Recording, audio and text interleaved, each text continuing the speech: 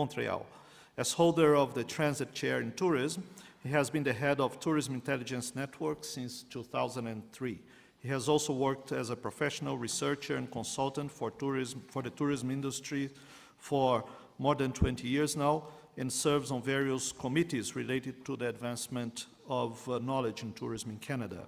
So he's also a member of the Olympic Installations Board of Montreal, member of the Quartier des Spectacles Partnership, and a member of Keru, an organization dedicated to the promotion of tourism and culture for people with physical disabilities. Please, Professor Arseneault, welcome. Bonjour. Je remercie à l'avance les traducteurs là-bas qui auront un plaisir. Pour ceux qui ne me connaissent pas, j'ai un début un peu rapide. Ma présentation sera faite en français. Oui, voilà. Alors, merci de l'invitation. Merci à l'Organisation mondiale du tourisme.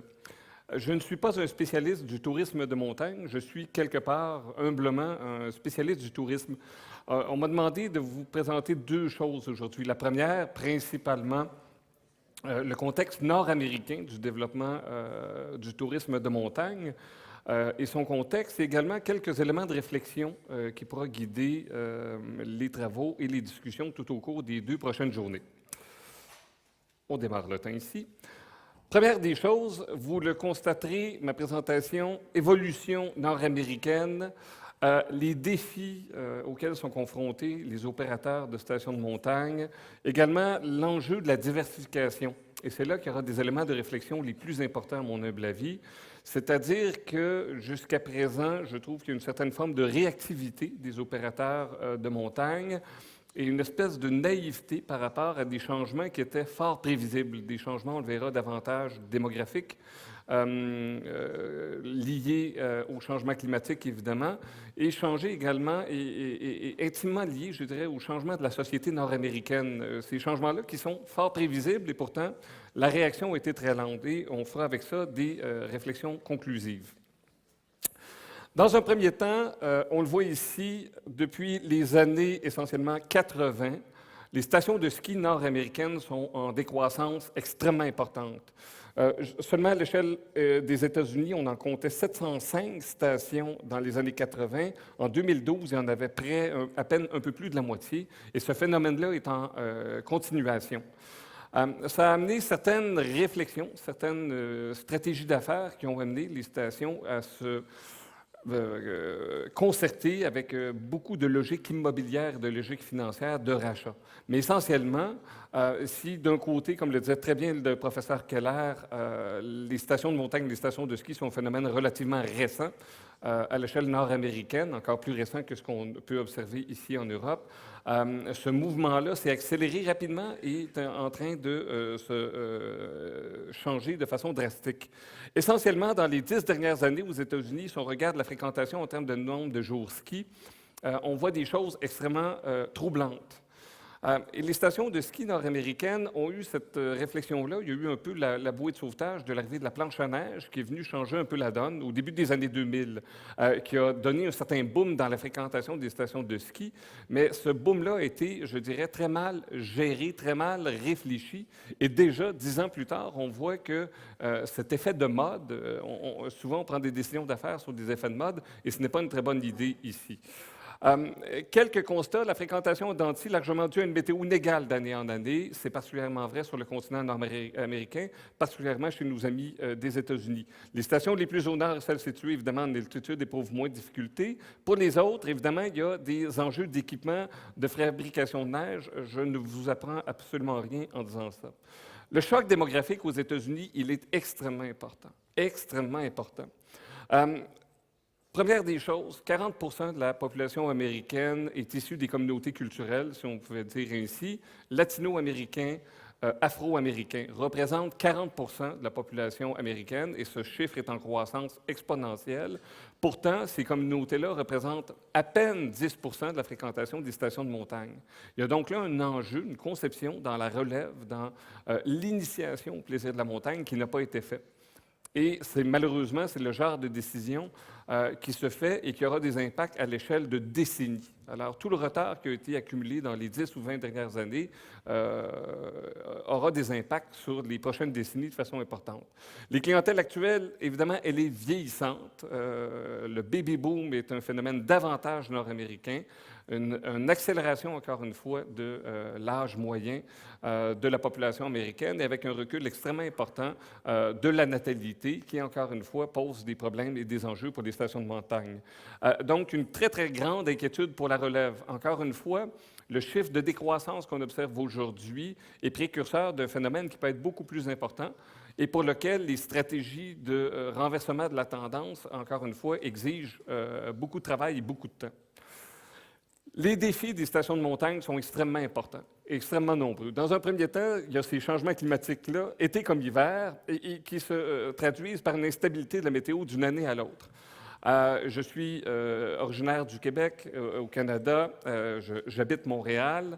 Nous avons vécu le vortex polaire cet hiver. Nous le connaissons comme on ne l'a jamais vu. Quand j'ai quitté la maison avant-hier, il y avait ça de neige devant chez moi encore. Et je n'habite pas en montagne. Les changements climatiques sont extrêmement importants, où on peut avoir maintenant une variabilité d'une vingtaine à une trentaine de degrés Celsius à l'intérieur de 48 heures de différence, de façon répétée durant les hivers et durant les étés, avec des épisodes extrêmement importants, soit de canicules, ce qu'on ne connaissait pas dans le nord de l'Amérique du Nord, et également de pluies extrêmement abondantes et subites. La question du développement des activités est extrêmement importante. On ne peut pas seulement se limiter à réfléchir dans une logique un peu, M. Keller en a parlé, d'imitation. Je vais vous présenter certains exemples. Les tyroliennes, par exemple, il suffit qu'une station de montagne développe les tyroliennes pour qu'une vingtaine d'autres stations, dans l'année qui suit, le développent de la même façon. Et cela témoigne d'un certain mimétisme, mais témoigne surtout d'une absence de réflexion des caractéristiques intrinsèques de chacune des montagnes. Si chacun refait exactement la même chose, c'est une stratégie à moyen terme et à court terme qui est promise à beaucoup d'insuccès. Conquérir les jeunes et la pratique de la planche, par exemple. Je vous ai donné l'exemple, je vais montrer, quand la planche est devenue populaire en Amérique du Nord au début des années 2000, les stations de montagne ont pu jeter la serviette en disant « on a fait le travail, voilà une nouvelle clientèle, un nouveau produit ». Et pourtant, une décennie plus tard, le phénomène s'est essoufflé. Et on n'a pas déjà aussi rapidement envisagé les nouvelles activités qui intéressaient la clientèle plus jeune. Il y a toute la question de l'acceptabilité sociale. M. Keller, encore une fois, nous a présenté le développement, visiter le haut des montagnes, les parcs urbains en montagne. Il y a là des enjeux extrêmement importants d'acceptabilité sociale en Amérique du Nord, où d'un côté, les citoyens, les résidents, les gens aspirent à s'approprier, particulièrement en période estivale, les stations de montagne, et d'autre côté, les stations de ski qui elles-mêmes sont davantage dans une logique de développement immobilier, pour lesquelles, effectivement, le même espace doit être rentabilisé de manière différente. Et on voit particulièrement, on le vit au Canada, beaucoup de tensions entre résidents et promoteurs immobiliers, à savoir quelle est la meilleure façon de développer l'espace que représente la montagne. Beaucoup d'enjeux à cet égard-là. Des enjeux financiers, évidemment. Le modèle d'affaires doit être revu. Le modèle d'affaires, encore une fois, qui était sur la rentabilité sur seulement 4 mois d'opération, qui expliquait la rentabilité annuelle, ce modèle-là ne tient plus la route. Des enjeux technologiques, évidemment, besoin de modernisation, et la concurrence avec des activités de loisirs et des activités de plein air qui sont en croissance et qui ont également un impact extrêmement important. Stratégie, les baby boomers, évidemment, il y a quelque chose là. En Amérique du Nord, nous sommes confrontés à ce vieillissement de la population extrêmement criant, extrêmement important et qui s'accélère. Alors que déjà au Canada, on a passé le point de rupture où les gens âgés de plus de 65 ans sont maintenant plus nombreux au Canada que les jeunes âgés de moins de 18 ans. C'est une première dans l'histoire de notre pays et c'est particulièrement inquiétant. Donc, se développent toutes sortes de stratégies autour de tout ça pour fidéliser. Le problème étant que l'infidélité de nos clientèles de stations de montagne est extrêmement importante. Et je souligne ici les abonnements à vie pour les 70 ans et plus, qui est une stratégie, encore une fois, de fidélisation qui me semble intéressante. C'est un membership unique et il est bon à vie, en espérant que la moyenne d'âge maintenant étant l'espérance de vie de 82 ou 83 ans au Canada, on trouve ça intéressant. La stratégie également du virage vert. On a parlé de changement climatique. On estime qu'aux États-Unis seulement, dans les 10 dernières années, le coût des changements climatiques et les besoins en enneigement particulièrement ont coûté plus d'1 milliard de dollars américains sur cette période de 10 ans. Certaines stations ont développé, on voit ici au Massachusetts, cette station qui a développé l'énergie éolienne pour subvenir à ses propres besoins. À la fois, vous allez me dire, oui, c'est une stratégie financière, économique qui se tient et qui fait du sens, mais également l'intérêt derrière tout ça est, encore une fois, de passer un message, de démontrer à notre clientèle que nous sommes soucieux de l'environnement. Alors oui, l'économique, mais en même temps, acceptabilité sociale. Virage vert, donc récupération de l'eau, je vais passer rapidement, le temps file. Des bornes pour les voitures électriques qu'on voit apparaître dans les stations de montagne, donc c'est un phénomène extrêmement important. Et le covoiturage aussi, des plateformes web qui facilitent les déplacements de groupes vers les stations de ski. Certains donneront effectivement les places de stationnement les plus proches de la montagne, les meilleures places de stationnement à ceux qui font du covoiturage ou qui viendront en voiture électrique. Encore une fois, en termes de branding, en termes de positionnement, je trouve qu'il y a quelque chose de très intéressant ici. Stratégie de médias sociaux, certains ateliers porteront là-dessus un peu plus tard. Pourquoi j'insiste ici? Particulièrement sur le Vermont qui fait tweeter ses résidents à l'année. En Amérique du Nord, on a eu un problème. Les stations de montagne étaient assez autonomes, je dirais, et on impliquait très peu la communauté.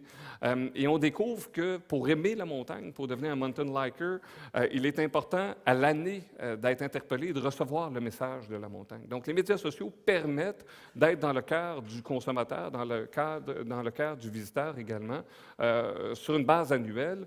Et donc, cette stratégie-là, très audacieuse, je dirais, qui s'est méritée le prix Media Awards en 2013, était de la facture suivante, donc de permettre aux résidents de parler de leur vie, de leur communauté de montagne à l'année. Également, Whistler, toujours très agressif ici avec sa version Instagram. Donc, ils font des collages et rendent disponibles sans aucune forme de censure. Donc, on vit avec les risques liés à tout ça. Mais donc, sur une base annuelle, on voit effectivement la vie dans la communauté que représente Whistler avec Instagram.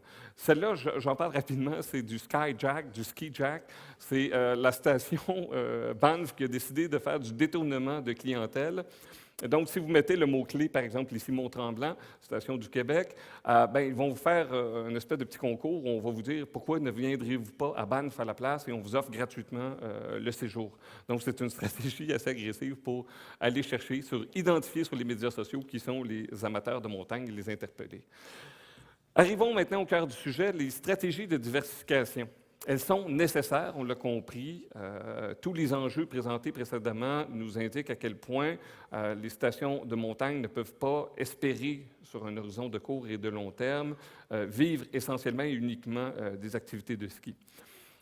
Si on regarde la réalité nord-américaine, 73 % des stations de ski membres de la NSAA proposent une offre estivale ou multisaison. Et on verra en conclusion qu'il y a peut-être un problème effectivement de conception où on essaie d'ajouter une saison, ce qui, à mon avis, n'est pas une logique intégrée de réflexion. On essaie d'ajouter des produits. Je ne pense pas que l'avenir est dans le simple ajout de produits, mais dans une conception 12 mois par année de ce qu'est une station de montagne. Donc, aux États-Unis, on estime que c'est environ, en moyenne, 48 000 visiteurs par station qui fréquentent les stations l'été. On le comprend, c'est extrêmement peu. Et ça représente environ plus ou moins 12 % des revenus annuels des stations.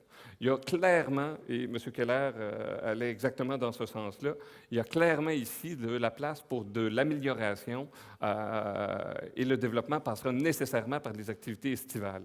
Si on regarde la répartition de la fréquentation des attractions dans les stations de ski américaines en été, on s'aperçoit que 60 % reposent essentiellement sur les balades en télésiège, donc monter à la montagne et déambuler. Également dans les jeux d'eau, les parcs aquatiques et finalement le golf. On demeure néanmoins en été dans des activités qui demeurent relativement traditionnelles. Par la suite, vélo de montagne en croissance, les tyroliennes, ziplines, évidemment, luge alpine représentent des activités. Le problème que j'y vois actuellement, c'est que ce modèle-là se reproduit de manière équivalente de station en station, sans avoir, je dirais, de particularité vendeuse et accrocheuse. Donc, des exemples d'intégration de destinations bien réussies à l'année. On retrouve Whistler, encore une fois, meilleure station de ski en Amérique du Nord selon Skiing Magazine, très dynamique l'été, destination 4 saisons réputée, avec l'observation des routes, le peak-to-peak, évidemment, toujours très intéressant, les luges. Mais on a réussi à développer, peut-être contrairement à la réalité européenne, les stations de montagne n'étaient pas des lieux habités. Il n'y a pas très peu de résidents. On parlait de 5 000 résidents à Andorre-la-Vieille. Cette réalité-là, en Amérique du Nord, est encore beaucoup plus faible. D'autres stratégies, 4 saisons ici, le massif de Charlevoix, dans la province où j'habite, le Québec, a une stratégie qui a été tout autre, effectivement. Non pas sur une logique immobilière et de développement de l'hébergement commercial, mais essentiellement sur une logique d'habitation du territoire. Et ça s'est fait main dans la main avec la population locale, qui est très peu nombreuse. On parle de 30 000 habitants dans la région de Charlevoix où ils sont installés. Mais toute la logique n'était pas sur les activités. Vous voyez, ce qui est mis en valeur n'est pas nécessairement la montagne ou les mêmes photos qu'on voit toujours, soit la tyrolienne, soit le vélo de montagne, soit le skieur dans les airs. Mais donc, essentiellement, on a réussi à diversifier en faisant donc à la fois les arts, à la fois ici, on voit à la droite, votre droite, oui, un marché public, donc où les visiteurs peuvent rencontrer les producteurs maraîchers et les producteurs agriculteurs locaux. Autre exemple ici, tension entre l'immobilier et autres. On voit ici donc la station où, si vous achetez une maison, jolie maison, je le dis, vous aurez 4 saisons donc, pour toute la famille, 4 billets de saison pour les 4 prochaines années. C'est également vrai pour un condo ou pour un terrain. Donc, l'immobilier là. Ici, autre exemple de diversification, c'est un festival qui est à Sutton, encore une fois, dans la province de Québec, où on a développé 2 choses. D'une part, une saison qui est assez ingrate, l'automne, le mois de, ici, novembre, si je me rappelle bien, mais avec une logique permettant de réduire l'incertitude par rapport au climat et à la météo, en disant, nous vous garantissons, quoi qu'il arrive, que vous aurez du plaisir et que les activités seront disponibles.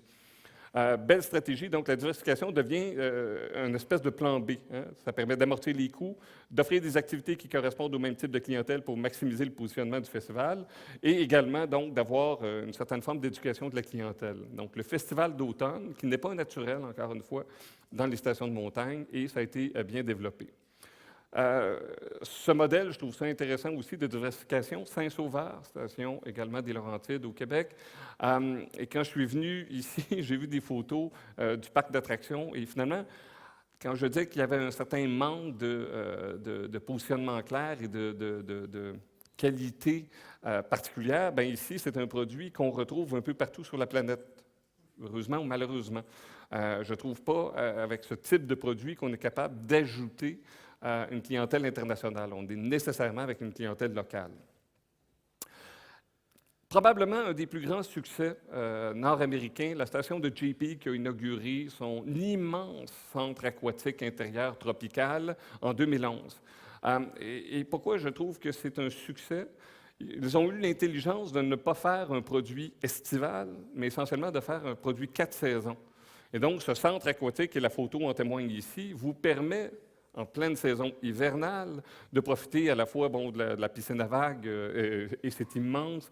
Il y a un spa, il y a donc de la piscine. Le toit est rétractable, donc l'été, c'est à ciel ouvert. Et ce qui permet donc, malgré un très mauvais début de saison cet hiver, à JP, un mauvais début de saison en ski, ils ont eu des records d'achalandage parce que le centre aquatique est devenu assez puissant, un produit assez puissant pour attirer une clientèle en permanence. Donc, très, très, très belle réussite.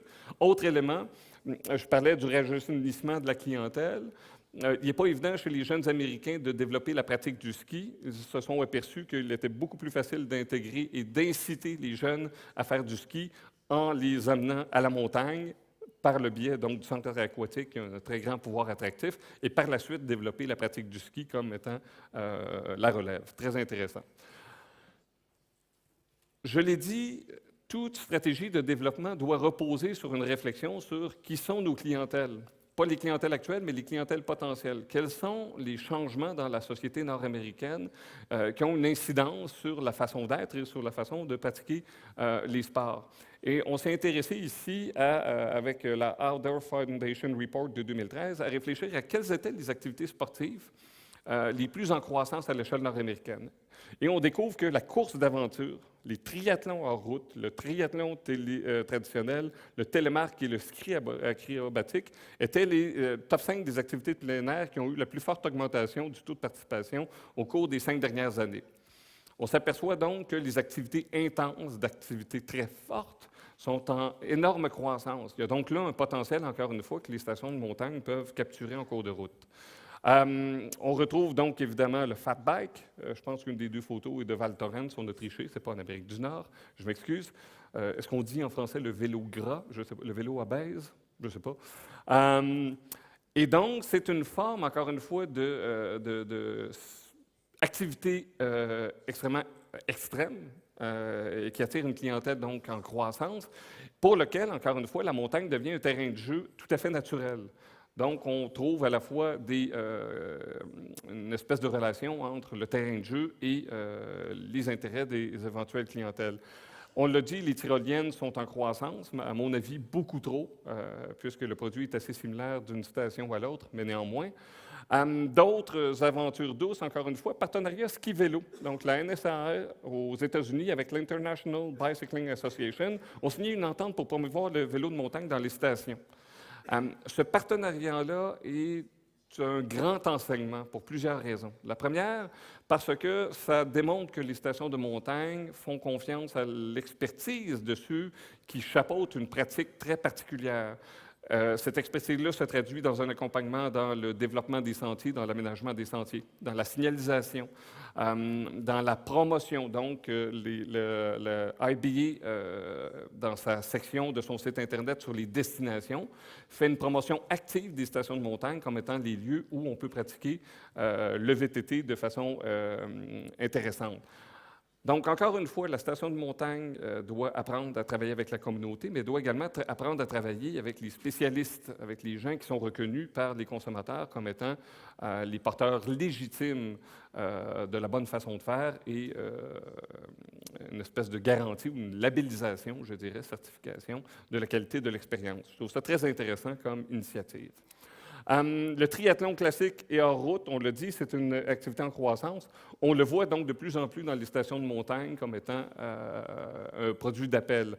Un autre qui est particulièrement intéressant, il y a une petite vidéo que vous aurez l'occasion de regarder à la maison avec la présentation, qui est maintenant les courses d'aventure extrêmes, les Tough Mudder. Les gens adorent littéralement en Amérique du Nord. C'est une espèce de dépassement de soi. Hein. Vous courez dans la boîte, dans la boue, vous courez sous les barbelés. Il y a des gens qui chapeautent l'activité, qui vont vous empêcher de passer avec des bâtons en styromousse qui vous donnent des coups.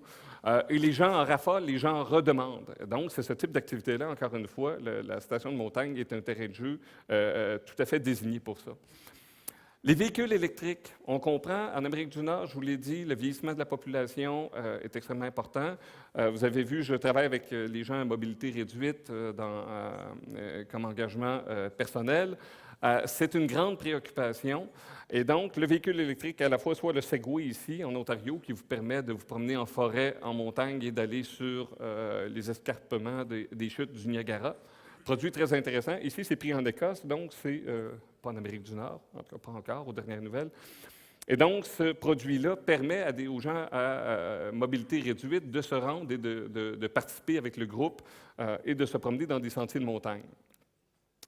Autre phénomène d'intérêt, et contre-exemple peut-être, tout ce qui est la désintoxication numérique, la detox, digital detox, extrêmement populaire aux États-Unis, où on paye pour ne pas emmener son cellulaire, pour ne pas emmener son ordinateur et son iPad et son iPhone. C'est fabuleux. On paye très cher pour avoir ces appareils-là, et on paye très cher pour ne pas les utiliser. Ils ont donc développé le Camp Grounded, et donc c'est un camp d'été pour adultes.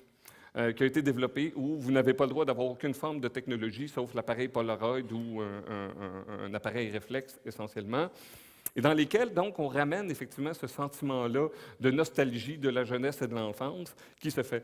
Donc, je trouve encore une fois que cette illustration-là vient donner un bel exemple de cherchons ce que le client recherche, essayons de le comprendre, essayons de lui donner réponse à ses motivations et à ses sentiments les plus profonds. Et encore une fois, je trouve que c'est un exemple tout à fait savoureux. Toutes les formes de tourisme d'apprentissage, encore une fois, extrêmement populaires aux États-Unis. La station de montagne peut être le lieu à la fois de camps de jour, à la fois de camps de formation, à la fois de formation complémentaire, de lieux de rencontre, incentives pour les entreprises. Alors, je trouve ça extrêmement important et intéressant comme exemple. Les farm dinners dans le nord-est américain, particulièrement ici en Oregon, qui a pris tout un positionnement. Donc, les stations de montagne suivent le positionnement pour les foodies, pour les amateurs de produits du terroir et de gastronomie, et donc donner une réponse à tout ça. La montagne, ici, devient le terrain de jeu naturel où, en ville, on ne retrouvera pas, dans les milieux fortement urbanisés, on ne retrouvera pas ce lieu adapté à ce phénomène-là, ce retour aux sources qui est extrêmement important et qui est à la fois conforme avec le positionnement global touristique de l'État de l'Oregon. Donc, je trouve cette intégration-là particulièrement stimulante. La station Stowe, évidemment, a développé son Restaurant Week, donc de mettre en valeur, on parlait tout à l'heure de la qualité de la gastronomie, à quel point c'était recherché. Encore une fois, c'est des éléments qu'on retrouve dans ce semaine donc, de la restauration, où on met en valeur chacun des restaurants. Ça permet de désaisonnaliser, évidemment, les activités de la station de montagne, en allant chercher cet intérêt qui a été une croissance aussi exponentielle, l'intérêt pour le bien manger aux États-Unis. L'hébergement, finalement, devient extrêmement important. Je vous l'ai dit, les stations de montagne nord-américaines ne sont pas habitées ou très peu habitées.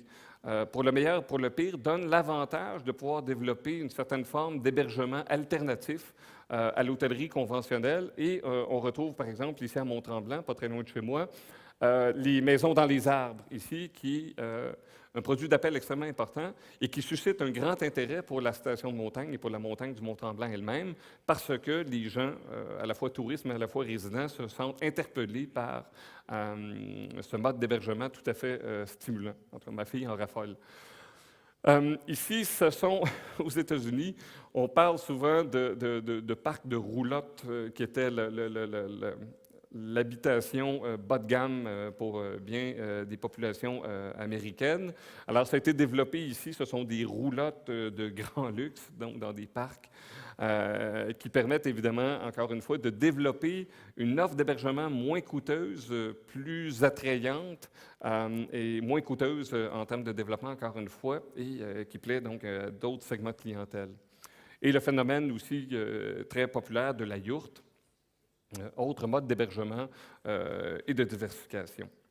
Alors, essentiellement, en conclusion, oui, la diversification se voit à l'échelle nord-américaine, enfin, avec beaucoup de retard, je dirais, mais, excusez-moi, assurément, il y a un besoin de se rapprocher des communautés et de se rapprocher également des instances touristiques officielles des destinations dans lesquelles les stations de montagne se situent. Il y aura des enjeux, évidemment, je vous l'ai dit, de tension entre le développement immobilier, le développement économique et la demande légitime des populations, d'un certain respect de la nature et des pratiques durables de développement. Mais malgré tout ça, je pense que les cas et les quelques illustrations que j'ai amenées ici démontraient que quand on travaille à la fois avec les communautés et à la fois avec les autorités touristiques, les résultats étaient nécessairement meilleurs. Il faut miser sur des créneaux, maximiser les domaines d'activité stratégiques. Imiter et faire essentiellement ce que fait le concurrent est un très mauvais modèle. Je suis un professeur de gestion stratégique, de management stratégique. Et avant même de parler de tourisme, on sait que c'est une mauvaise stratégie. Est-ce qu'on est capable de faire le meilleur? Est-ce qu'on est capable d'avoir quelque chose de distinctif, de caractéristique? Et si oui, ça vaut la peine d'investir dedans. Sinon,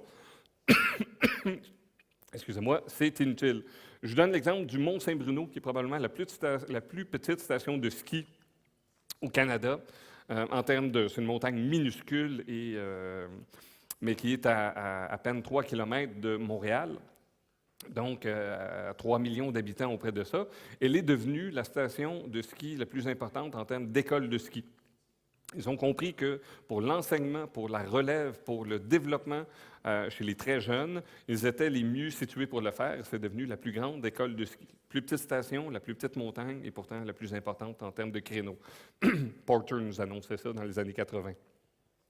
Et donc, il faut faire attention à une saturation de l'offre une saturation qui se retrouve dans l'imitation, encore une fois, mais il faut demeurer, malgré tout ça, compétitif. Le besoin en innovation, je pense, est important.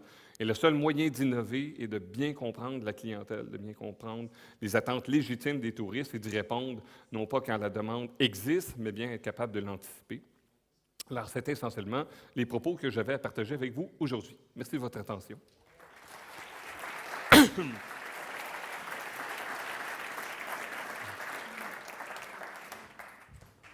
Thank you very much, Professor Arseneault. You've brought a very interesting presentation on showing many examples of product diversification, all generated by different consumer trends and the fierce competition of resorts. Also, there was a call in the end for cooperation, the importance of cooperation. That also was approached by Professor Keller in his presentation, and the importance also of innovation. So we have a few minutes still for not many, for some questions and answers. So I would like to open the possibility to the audience for asking questions. So in doing so, please state your name and be very brief with your question. Any question from the audience? Well, while you think, let me ask Professor Keller then. With all these trends that we've seen, do you see the same applying to all parts of the world? That's the first one. The second, new trends, new products, new equipment in the mountains, bicycles, motorbikes, and all types of different things. What is the environmental impact in the mountain that this may provoke? Has it been seriously looked at lately by stakeholders? Thank you very much for the questions. I think that the Alpine countries, the Alps in the heart of Europe, are a little the benchmark, and we discussed this yesterday. In fact, the supply in the field of mountain tourism, winter and summer, is almost the same. We have been with the Secretary General of WTO in Kazakhstan, and they do exactly the same we did in the Alps 30 years ago. One can regret. It's like with marriage.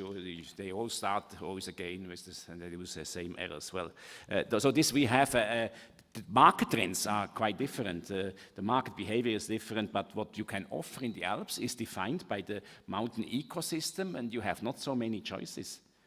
You have the snow in the winter and the steep mountains, and in the summer you have now a little more, because with the climate change now, it's a little warmer in the mountain resorts. That's maybe a chance for the future. That's one of the chances. There are also the contrary. The second question, well, you know, I don't know if you share this, but I know that Canada also, and in Europe, particularly Western Europe, but also Eastern Europe, there's a lot of concern to protect environment. And I think what you mentioned, have you seen, by the way, the activities in summer? Most of the people like to go with the cable car and see the panorama. They are very much concentrated in the space, and they are not very much harmful to the nature. But of course, you have to control too many motorbikes and all this. But you can. This is a matter of physical planning, and most of the countries have arranged it. I remember when we worked for the so-called Intergovernmental Alpine Convention, helicopter flying, for instance, which is a great thing in Canada, which is allowed in Canada, is in Western Europe no more allowed. Only for security flights, only for constructions. I don't know how it is in Andorra, but you see, we have also a lot of regulations. And I think if we want to have visitors in the Alps, we need two things. We need to protect landscapes, peaks, but we also need we should give people easy access to see the mountains, because if people don't see the mountains anymore, there will be no more protection of the mountain areas, you see. So, but I think this is a question of equilibrium for the policymakers. It's for them, it's important. I think here good policies on the local, regional, but also national level can help. Thank you. Professor Arseneault, one for you. This may be one of the differences between mountain tourism in North America and Europe. One is more regulated, maybe the other one is less regulated. But to your view, what are the most striking differences between the two regions of the world in terms of mountain tourism? Vous l'avez dit, la différence, c'est probablement qu'en Amérique du Nord, le développement du tourisme de montagne est avant tout une activité économique et financière avant tout. Les entreprises qui ont développé les stations de montagne étaient avant tout des entreprises immobilières. Je pense par exemple au Canada à Intra-West, qui était une compagnie immobilière essentiellement. Certains des avantages étaient essentiellement liés à cette capacité, donc les moyens des ambitions, donc la possibilité de développer, je pense à Mont-Tremblant, pas très loin de chez moi, une capacité en moins de 10 ans de développer un nombre incroyable de chambres de développement d'activités. Ils ont même développé beaucoup les activités estivales, ont racheté, ont inventé, extrêmement dynamique. La contrepartie de tout ça, et Intra-West a été racheté par un fonds d'investissement américain, Fortress, et cette connaissance à la fois de la communauté et cette connaissance des besoins du tourisme n'existe pas. Nos amis de Tremblant m'avaient fait une réflexion voilà quelques années en disant l'occupation hôtelière en novembre est catastrophique. Que pourrions-nous faire? Et ce type de réflexion-là n'est pas la réflexion de gens de tourisme, mais essentiellement la réflexion de gens d'immobilier. Le mois de novembre est un mois horrible pour les voyageurs. Les voyageurs n'ont pas de congés, n'ont pas de vacances. Ce n'est pas un moment dans lequel il est aisé de se déplacer. Et c'est une période de l'année où, dans le nord de l'Amérique, les feuilles sont tombées. C'est particulièrement ennuyeux. Alors, la question n'est pas comment remplir les hôtels, mais comment devenir attrayant. Et ce réflexe-là, en Amérique du Nord, me semble, encore une fois, de répondre aux aspirations des visiteurs, n'est pas là. Les gens regardent les chiffres, regardent les ratios, ils sont très bons. C'est développé une excellente expertise en gestion immobilière, gestion financière, mais en cours de route, je trouve qu'en Amérique du Nord, on a perdu de vue justement cette préoccupation-là. Et heureusement, certains exemples, Whistler a pris un virage, certaines stations, heureusement, prennent le virage, et ça me semble être assez particulier en Amérique du Nord. Je ne sais pas si M. Keller est d'accord. By the way, in Canada, they do not have the environmental problem because the demand for constructing land and the demand for protected land don't touch each other since you have huge spaces. It's quite the problems are different, but have you seen what you offer? The supply is the same. You criticize this, ce truc-là, la luge, là. Luge alpine, oui. The luge alpine, the sledging down for young people. He said with this, you cannot have international tourism because that's really typically a local recreation activity. This we have all over the world. And I regret this a little. The example I mentioned before, that the newcomers, the emerging countries, maybe in Korea it's a little different. They have no ski slopes. They have more or less ski fun parks where they 24 hours they can go up and down. That's a new model. But normally, in fact, we do all of the same, with more or less success. Any question from the audience at this moment? Well, as I see no question at this moment, I want to thank our two panelists very, very much for their great participation and a great start with the first session. So a hand of applause to them. Thank you very much.